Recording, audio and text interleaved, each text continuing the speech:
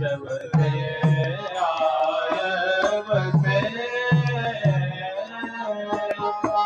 ललित त्रिभंग पीत पट शोभित ललित त्रिभंगी पीत पट शोभित ललित त्रिभंग पीत पट शोभित ललित त्रिभंगी पीत पट शोभित मांगल गुंजल की मांगल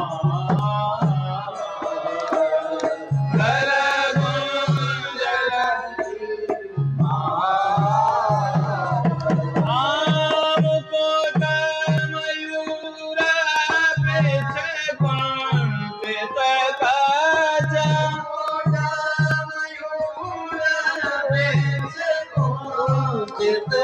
आम कोट मयूर पीछे कुंठित काज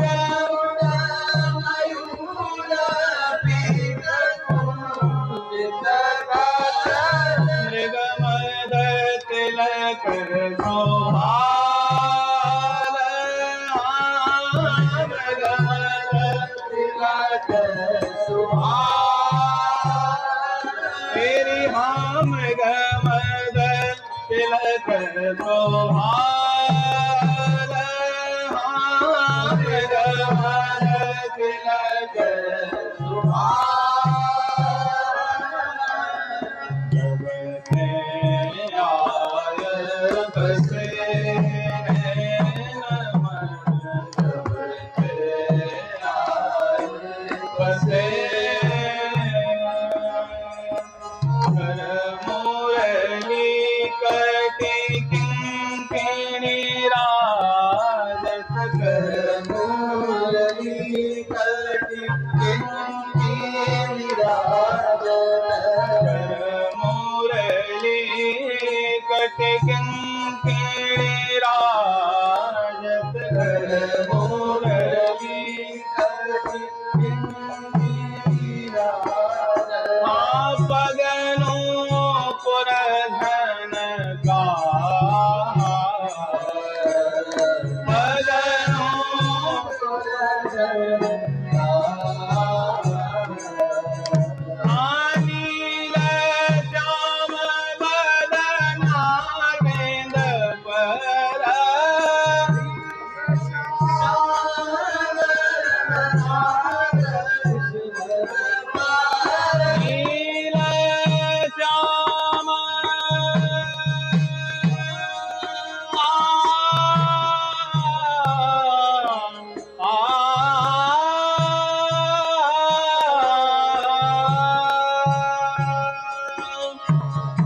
नील श्याम बदना गेंद पर नील श्याम बदना नील श्याम बदना रविंद पर नील श्याम बदना काम कोटि सहतवार काम कोटि सहतवार तेरे काम कोटि सहतवार काम कोटि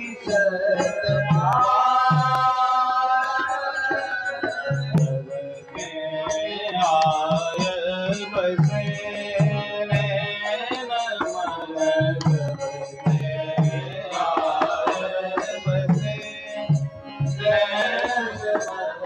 जब से आय बसे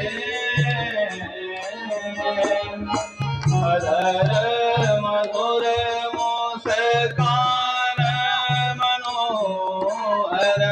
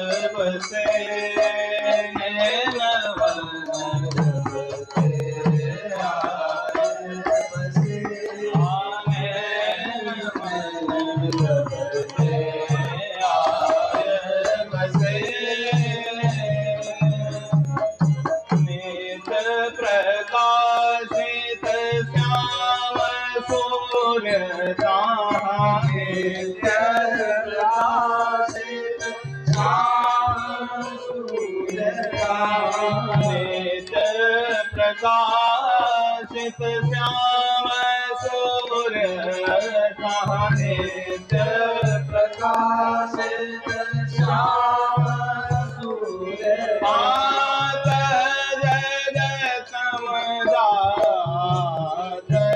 डरा जगत मजाय डरा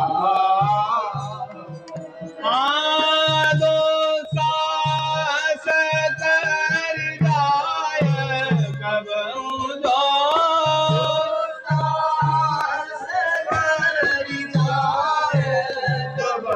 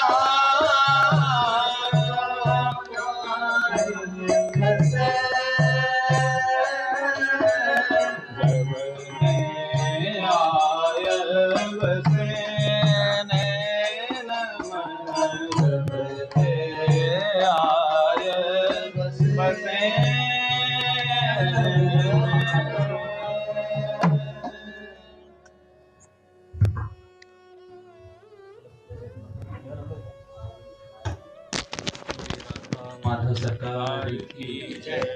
पूज्य श्री भाई जी महाराज की जय। पूज्य श्री राधा बाबा की जय। पूज्य मैया की जय। अपने प्यारे भैया की जय। पूज्य दादा की जय।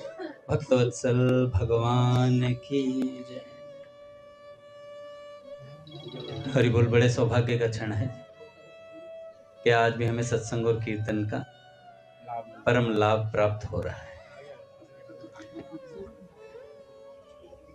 पहले सेठ जी के कुछ वाक्य सुनेंगे, उसके बाद नारायण प्रभु से बात करेंगे।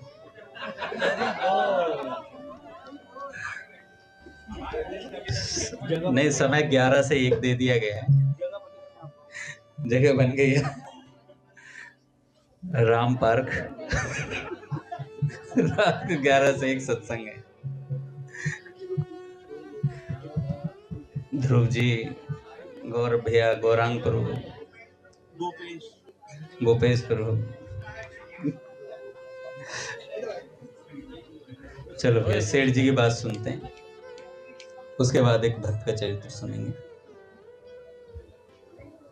देखो आज फुल प्रसाद भी है, इसलिए खूब तसल्ली से बैठे। पेट तो भरेगा ही, चाहे सत्संग से भरे।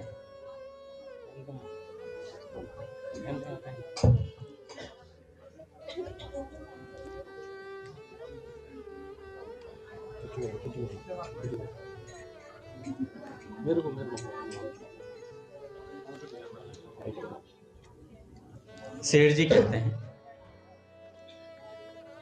अच्छा पहले एक सूचना दे दूं, एक तो आगे यहाँ बच्चों को ना लगने दें इस पे, बार बार ये बत्तख का मुंह उखड़ने वाला है, फिर से ये फिर से उखड़ गया है।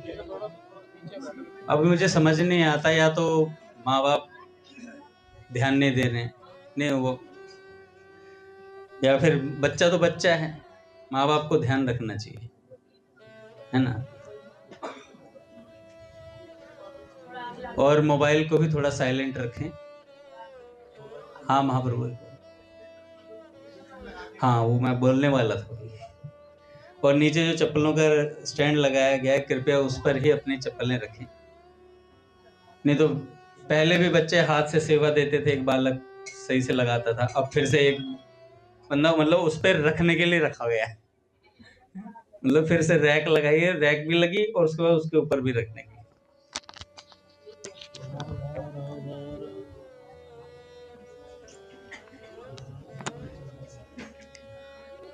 हरि बोल। तो सेठ जी कहते हैं, महाराज कब चेतोगे, जितने सुंदर सुंदर शरीर हैं इन सब की एक दिन राख होनी है, या मिट्टी होने वाली है। आज मृत्यु हो जाए तो आज ही राख है, उस राख को फिर कोई स्पर्श भी नहीं करेगा।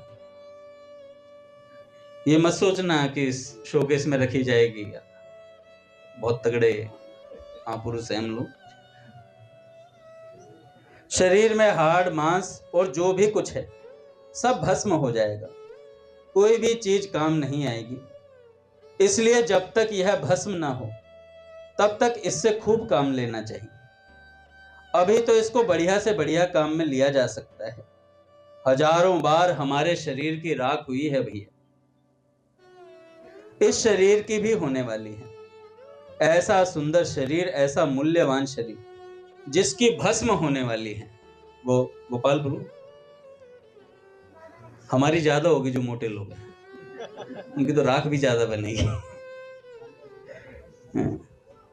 उठाने वालों को भी ढूंढना पड़ेगा, क्या भाई सर्दी में मर गया तो मेरे जैसे चार ढूंढने पड़ेंगे।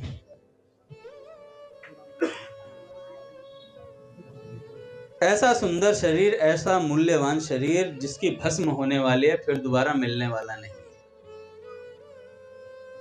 हरि बोल। थोड़ा सा एक बार शांत हो जाएंगे, सुन लो, राख तो होनी होनी है, बोलोगे तो भी होगी, नहीं बोलोगे तो भी होगी, ठीक है। अब ये मत सोचना बोल लो, वरना अभी करूंगा फिर राख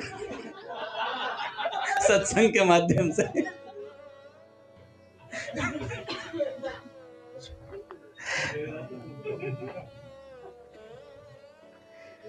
देखो, इससे खूब काम लेना चाहिए। काम क्या लेना चाहिए, मतलब जाके गधा मजूरी करें, भजन करना चाहिए, नाम लेना चाहिए, स्वाध्याय करना चाहिए, भगवान के स्वरूप का ध्यान करना चाहिए। कितनी मूर्खता है जो इससे काम लेना चाहिए वो हम लेते नहीं।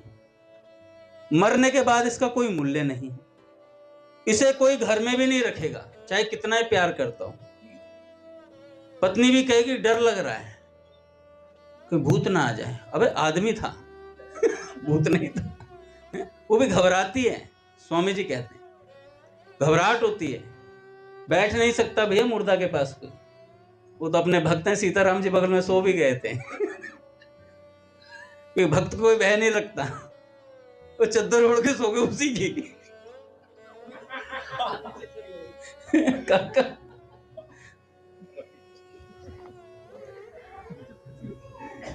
आपको तो ठंड लग नहीं रही भक्त हैं भैया। हाँ यही कहा।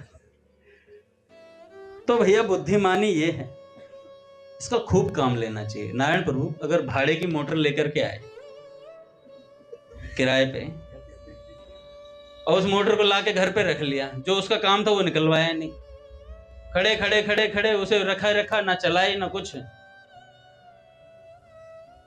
उसके बाद वो आ गया मोटर लेने वाला, नारायण प्रभु से कहा भाई मोटर दे दे वापस। अबे अभी काम तो लिया ही नहीं है, तो ये जिम्मेवारी हमारी थी काम लेने की, उसकी नहीं। उसने तो भाड़े पे दी थी एक दिन के लिए, वो तो समय रहते लेने आ जाएगा। तो ऐसे ये मनुष्य शरीर मिला हुआ है भैया, इससे काम लेना चाहिए खूब। नहीं लेंगे तो भैया यमराज आएगा, यम के दूत आएंगे और फिर कहेंगे आते ही, फिर वो काम लेंगे आपसे।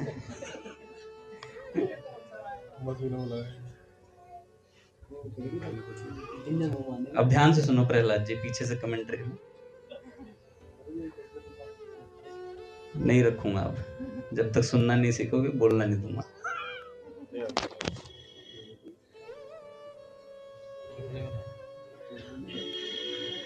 अब क्या हो गया, एक बार क्या हुआ, काका कई बार सुनाता हूं मैं, आज फिर सुना देता हूं। एक नया नया आदमी मर करके पहुंचा स्वर्ग में, बड़ा सज्जन व्यक्ति था। आजकल लोग बड़ा, हम तो सज्जन है जी, सज्जन तो गधा भी होता है, कुछ नहीं कहता बेचारा किसी को, लाद दो बोझा तो लेके चल देता है, मार दो तो कुछ नहीं कहता, सज्जन होता है एकदम। तो पहुंचा स्वर्ग, उसने दान वान करा होगा कुछ, तो पुण्य कर्म से किसी कारण से वो स्वर्ग पहुंच गया। स्वर्ग में चल रहा था बढ़िया बढ़िया क्लासिकल म्यूजिक, हैं राग पीलू। उसे नहीं पता था थोड़ी देर में राग तोड़ी आने वाला है।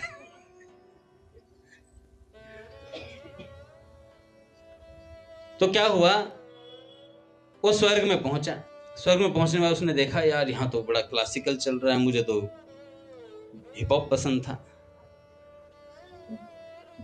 हनी सिंह के गाने सुनता था मैं, हैं? और क्या नाम है, उसने कहा कि भैया कोई बढ़िया सा म्यूजिक चलाओ। कह रहे भैया यहाँ यही चलता है, यही मिले। कह रहे यार यहाँ कोई, उधर देखो तो कैसी लाइटें चल रही है, उधर देखो धुचक की आवाज आ रही है, बढ़िया म्यूजिक चल रहा है, सिद्धू मूसे वाले का गाना चल रहा है। तो उसने कहा कि भाई देखो यहाँ तो यही चलेगा। कह रहे फिर हम नहीं चलेंगे, मेरे को जाना है यहाँ से। कह रहे कहाँ जाना है? कह रहे मैं रास्ते में देख के आया हूँ, बढ़िया सलमान खान वगैरह के पोस्टर लगे हुए थे और बढ़िया म्यूजिक चल रहा था, अलग अलग टाइप की लाइटें थी वहां पर। कह रहे ठीक है भाई चलो। कृष्ण प्रिय वहां पर पार्षद था। कृष्ण प्रिय ने चलो भाई। अरे सह शरीर पहुंचा था, मर के थोड़ी गया था, थोड़ी देर घूमने गया था स्वर्ग में, राग थोड़ी सुनने। तो उसने कहा भाई मुझे तो वहां भेज दो। उसे लेके गए तो म्यूजिक सुना, ये वाला नहीं दूसरा था। तो बढ़िया गाना चल रहा था वहां पे, वो खुश हो गया बिल्कुल। शरीर जैसे होता है ना, आपने देखा होगा कि जब कहीं शादी वगैरह में जाते हैं तो कई लोगों के हाथ पैर अपने आप हिलने लगते हैं, ढोल चलते ही यूं कांपने लगता है अपना बंदा। आपने देखा होगा कई लोग तो नागिन बन जाते हैं, नागिन डांस करते हैं वहां। तो पहुंचा बंदा वहां पर, उसने सोचा गेट खटखटाने ही चला था, खटखटा नहीं पाया। अंदर से पहले वो होता है ना, वो कौन सा गेट होता है जिसमें सेंसर लगे होते हैं, अपने आप पता कर लेता बंदा आ रहा कोई। और जैसे ही आया सीधा एक उस पे, जैसे हॉस्पिटल में चेयर सी नहीं होती क्या उतरती हैं, स्ट्रेचर, और उस पे लेटा दिया गया सीधा, ले जाके धड़ धड़ धड़ धड़ फटाफट फटाफट खूब अच्छे से डंडे मारे, ताबड़ तोड़ पिटाई कई घंटों तक, कोई होश नहीं। कह रहे किसके गाने सुनता था? कह रहे ये लेटा बगल में इसी को सुनता था, वो पिट रहा था। तो नरक में खूब पिटाई हुई भाई, ताबड़ तोड़ पिटाई चल रही है। खूब पिटाई होने के बाद काका उसने कहा कि भाई रहम करो, थोड़ी देर रुको, बात तो सुन लो मेरी। कह रहे यहाँ सुनवाई नहीं होती, यहाँ बस पिटाई होती है, सुनवाई का काम खत्म है यहाँ। कह रहे नहीं फिर भी मेरी बात सुन लो। कह रहे बाहर तो इतना बढ़िया तुमने म्यूजिक वगैरह चला रखा है, कह रहे वो ब्लूटूथ वाला स्पीकर लगा रखा है, उस पे चल रहे थे। ठीक है। और पोस्टर वगैरह तुम लोगों को थोड़ा बहकाने के लिए, फंसाने के लिए, एडवर्टाइजमेंट है ये। तो ऐसे ही हम लोग एडवर्टाइजमेंट में फंस जाते हैं और फिर नरकों में छिपते हैं भैया बुरे तरीके से। तो चेतन हो जा रे मुसाफिर, गाड़ी आने वाली है, आने वाली है अजय घर। चेतन हो जा रे मुसाफिर, गाड़ी आने वाली है। बड़े घर ताली बाजी रे, किसकी बजेगी बड़े घर? बड़ा घर कौन सा? राम जी का घर बड़ा होता है। बड़े घर किसकी ताली बजती है भैया? जो भजन करके जाता है, जो भगवान का सुमिरन करके यहां से जाता है। एक बात और सेठ जी ने काका आज बताई, बहुत बढ़िया बात थी। सेठ जी ने कहा कि मरने वाले को भगवान का नाम सुनाना चाहिए। कह रहे क्यों? कह रहे भगवान देखते हैं मरने वाले को कोई नाम सुनाता है ना, तो भगवान उसे देखते हैं गौर से। कहते हैं कि मैं सर्व समर्थ होते हुए, सर्वज्ञ होते हुए, सारी शक्तियां मुझ में हैं, मैं सुहृद भी हूं और कल्याण ये करना चाहता है जीव का। ये सुहृद भी नहीं है, सर्वज्ञ भी नहीं है, सर्व समर्थ भी नहीं है, फिर भी एक जीव का कल्याण करना चाहता है। क्यों ना मैं इसका कल्याण कर दूं, भगवान कहते हैं, क्यों ना मैं इसका कल्याण कर दूं। भगवान गारंटी लेते हैं उसकी, भाई तेरा कल्याण पक्का होगा। तो इसलिए भगवान का नाम सुनाना चाहिए। कई कहते हैं ना कि अरे ये देखो देखो तुम्हारा पोता, मरने वाला बंदा, उसकी सांस फूल रही है, अंतिम चल रही, गंगा जल रखने की जगह से तेरा पोता, तेरा बेटा, ओ देख मौसी आ गई, सबको आगे आगे बिठा बिठा के लाते हैं। भगवान का नाम कोई याद नहीं दिलाता है। पहचाना? अरे पूरी जिंदगी पहचाना ही था, और क्या कर रहे थे? खून पिया है सबने, यही तो भुलाए बैठे हैं। पूज्य भैया कई बार कहते हैं जब मुर्दा जा रहा होता है तो हम उसे कहते हैं राम नाम सत्य है। एक के यहाँ बर्थडे पार्टी थी तो किसी ने कहते भाई वो शमशान वाला गाना चला दे। शमशान वाला, जाना पड़ेगा शमशान, ये गाना है। कह रहा भाई ये मत चलो, कुछ भी चला ले। हरियाणा में तो बड़े मेरा जी लाग गया से बाप ब्याह में अलग अलग के गाने।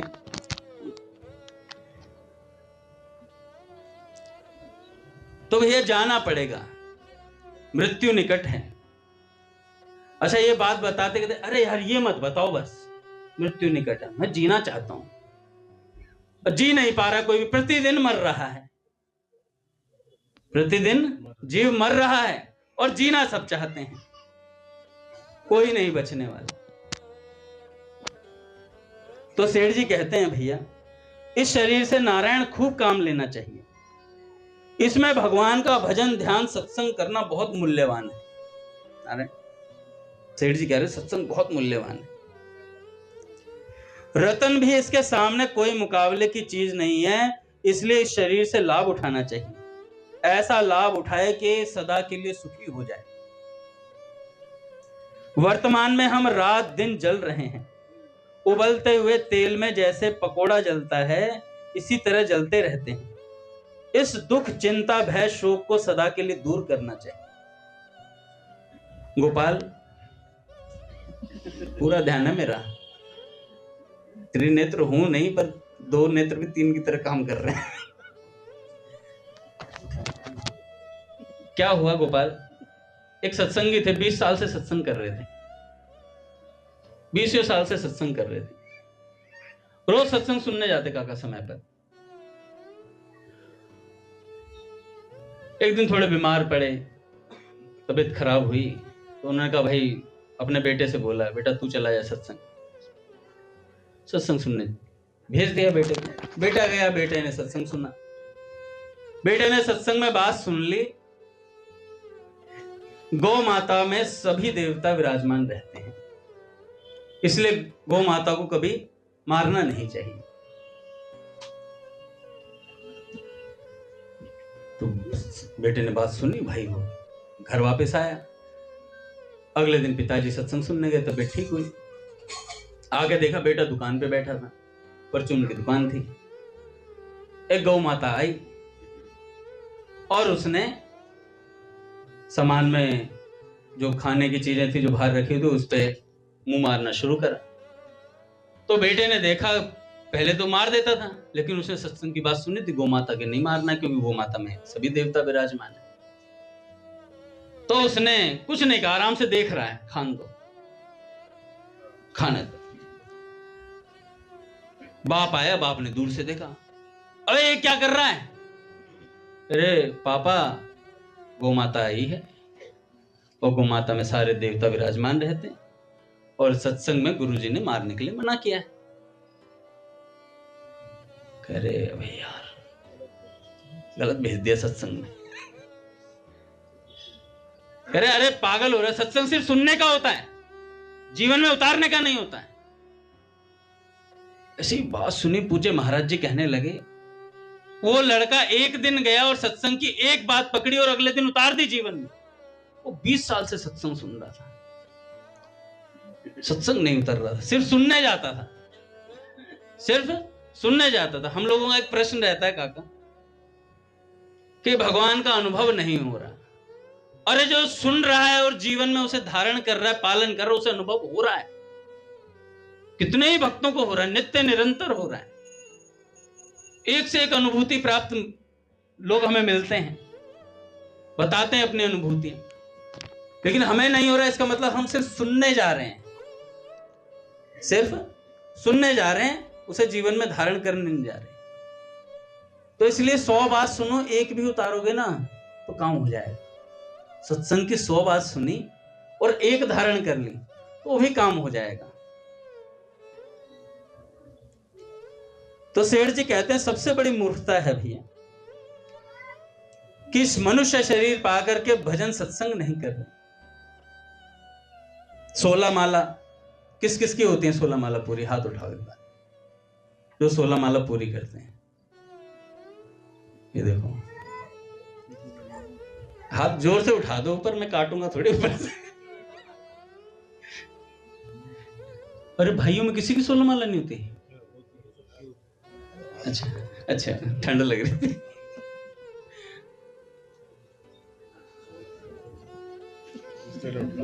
अच्छा, इनकी ज्यादा होती है इसलिए नहीं उठा।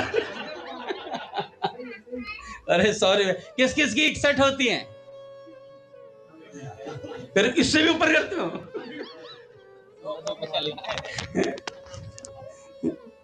अच्छा, रोम रोम हर ठोर से भाई ररनकार धुनी होत सदाई। अच्छा, किसकी 10 से नीचे होती हैं? अच्छा, वो भी नहीं करेंगे वो, नहीं कोई बात नहीं। 10 से नीचे करने वाले रघुनाथ जी 10 से नीचे भी करते हैं, 61 से ऊपर भी करते हैं।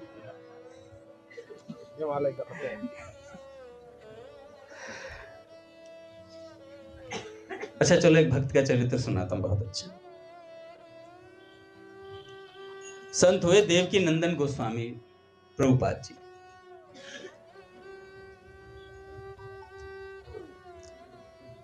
श्रृंगार वट वृंदावन।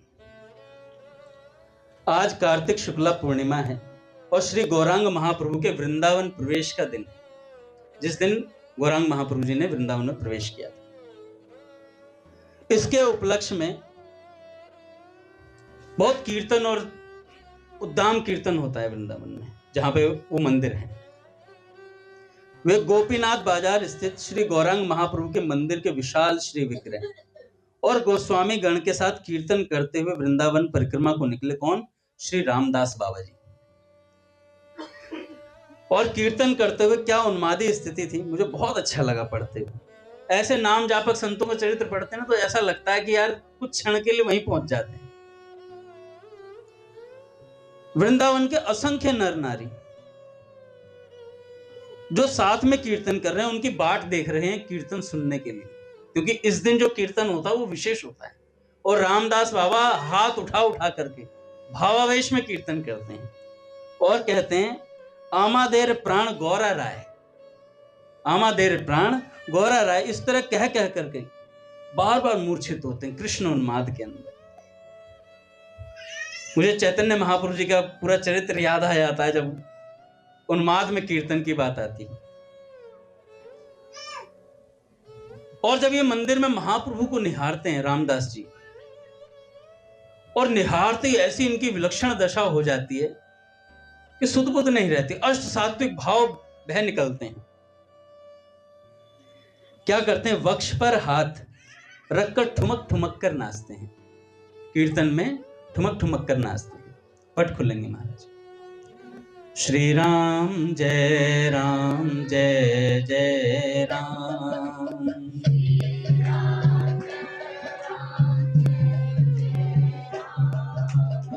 श्री राम जय राम।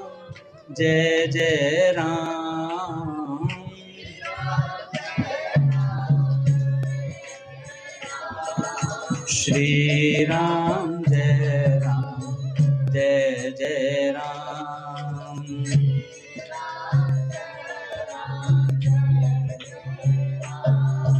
श्री राम जय राम।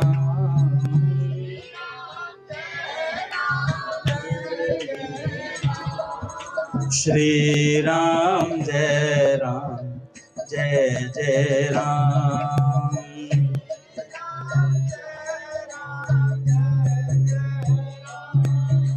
जय जय श्यामा जय श्याम।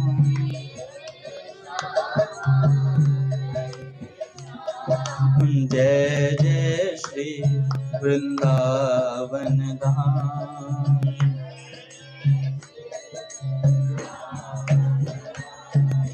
जय जय श्री वृंदावन धाम।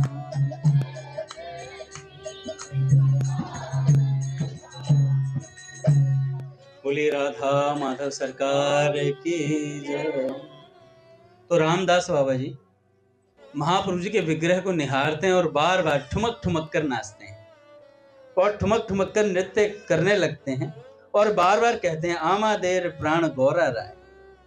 उनके मुख से और वक्ष गर्व से फूल उठते हैं, नेत्रों से आंसुओं की धार बहने लगती है और शरीर प्रचंड वायु के झोंके से झकझोरे से गए केले के वृक्ष के समान कंपित होने लगता है शरीर।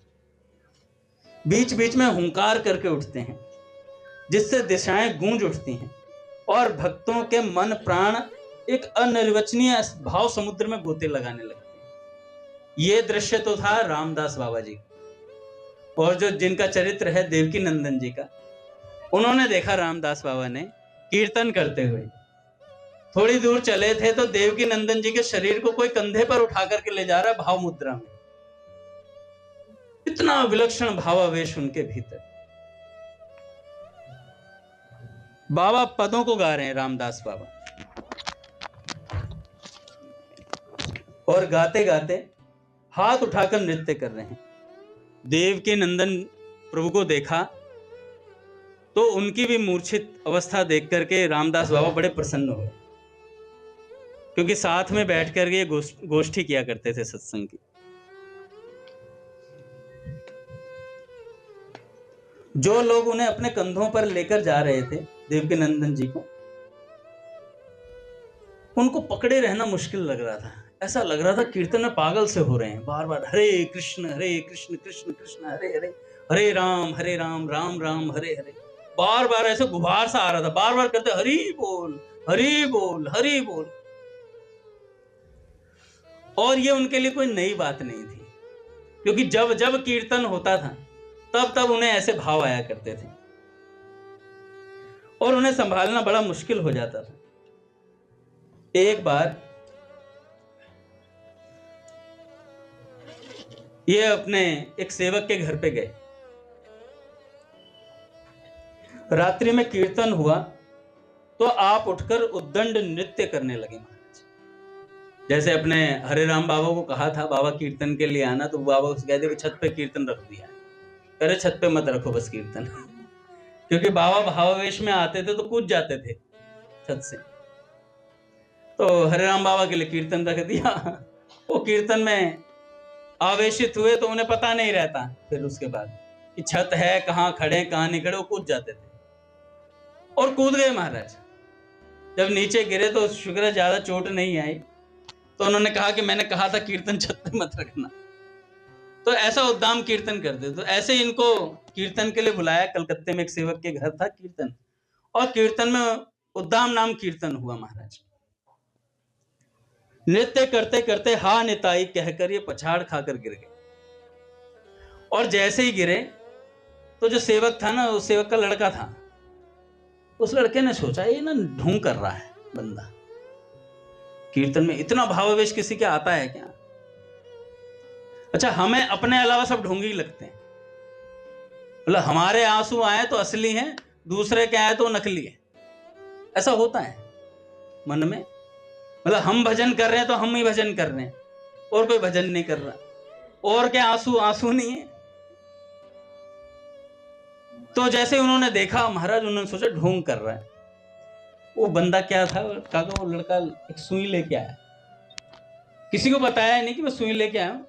और देवकीनंदन गोस्वामी जी के बगल में जाकर के उनके शरीर में सुइयां मारने लगा, जोर जोर से। खूब देर तक सुई मारी, और सुई मारने के बाद जब वो तो बिल्कुल नहीं हिले, क्योंकि भावावेश में थे। कीर्तन का भावावेश ऐसा था उनका। जब नहीं हुआ तो उन्होंने सोचा यार मेरे से तो भक्त अपराध बन गया, ये तो असली है सब कुछ। तो कीर्तन में सच में भावावेश में आए हुए हैं। देखो, अगर कोई नकली भी करे ना, उसे कहना नहीं चाहिए कुछ, क्योंकि नकल से कब वो असल हो जाएगा पता नहीं चलेगा। नकल से कब वो असल हो जाएगा पता नहीं चलेगा। एक सज्जन थे, कथा सुनते थे, कथा के बीच में सब रोते थे। वो रोते, उन्हें आंसू ही नहीं आते थे, कितनी मार्मिक कथा कह लो। एक दिन उन्होंने क्या, लाल मिर्च लेकर के आए, और जब सब रोए तो अपने आंखों पे लाल मिर्च लगा ले महाराज। बड़ा विलक्षण भाव था। तो किसी ने कह दिया महाराज जी से जाकर के, महाराज जी ये तो इन्हें रोना तो आता नहीं है कथा में, और ये ना लाल मिर्च लगा करके रोते हैं। गदाधर भट्ट जी की कथा। तो गदाधर भट्ट जी गए और जाकर के उस भक्त के चरणों में लौटने लग गया जो लाल मिर्च लगाता था। कहने लगे भैया इन सबके आ जाते तो रो लेते हैं, लेकिन तुम एक ऐसे विलक्षण हो जिसके आंसू नहीं आते, तो तुम जबरदस्ती आंसू लाते हो। ये भाव बड़ा विलक्षण है। ऐसी निष्ठा होना। भाई किसी का मन लगता हो कथा में, वो बैठ जाए, ये अचंभा नहीं है। जिसका ना लगता हो वो बैठा हो, ये अचंभा है। अचंभा ही है भाई। संसारी होना अचंभा नहीं है, भक्त होना अचंभा है।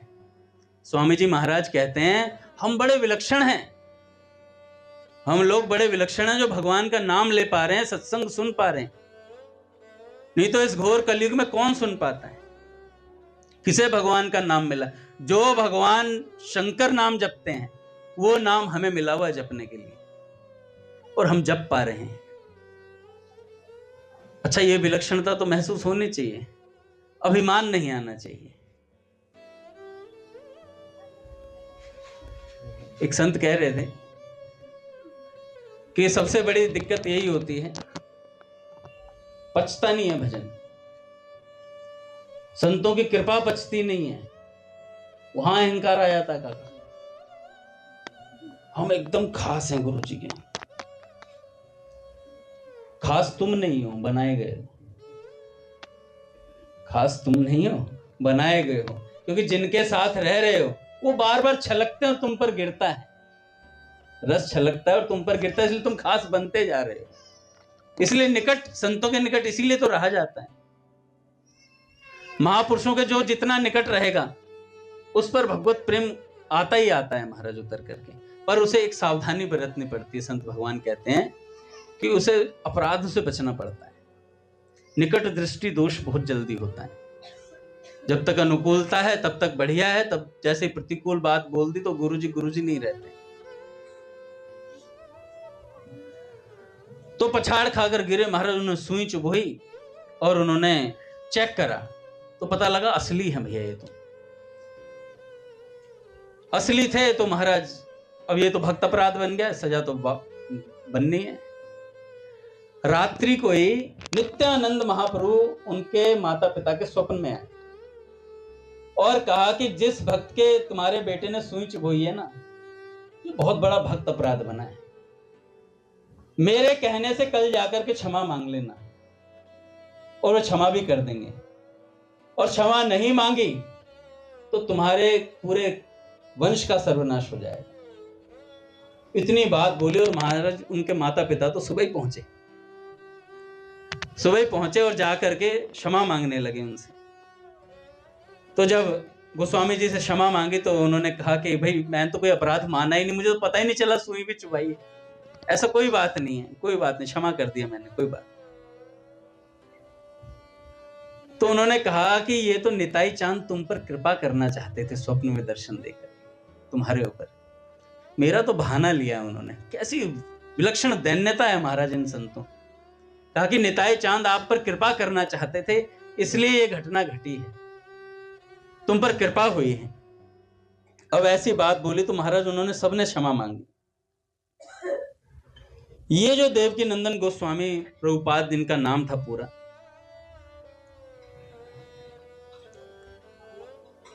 इनका जन्म जो हुआ था श्री यशोदानंदन गोस्वामी प्रभु के पुत्र रूप में हुआ था और नित्यानंद महाप्रभु की 11वीं पीढ़ी में थे।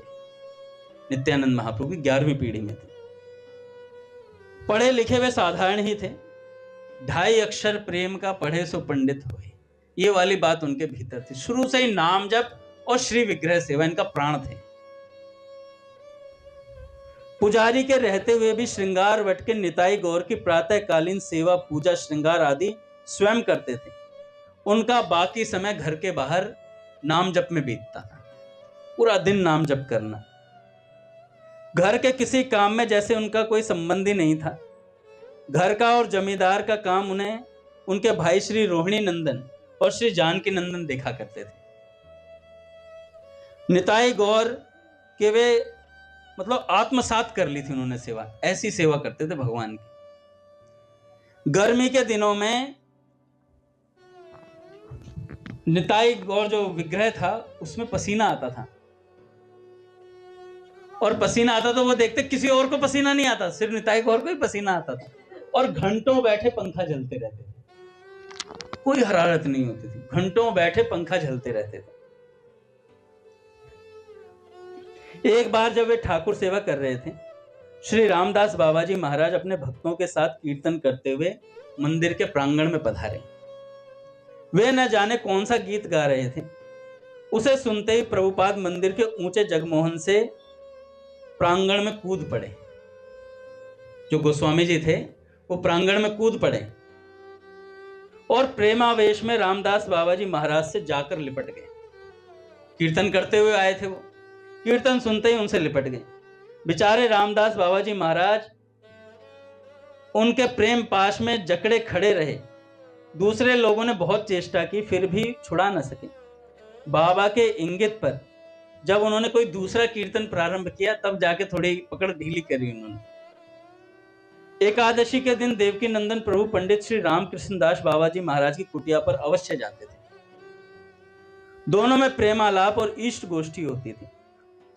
एक दिन किसी प्रसंग में देवकी नंदन प्रभु ने कहा रामदास बाबा से, बाबा जीवन बीत गया, बाबा कीर्तन करते हुए जीवन बीत गया, नंद नंदन की एक झलक नहीं देखी यार, नंद नंदन की एक झलक नहीं देखी।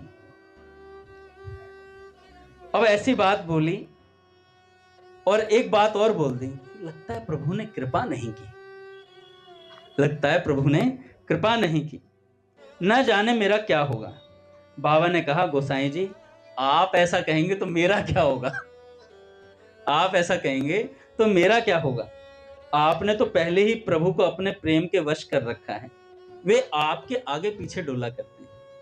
इतनी बात बोली तो महाराज वहीं पर एक बालक गाय दोहता हुआ मिला।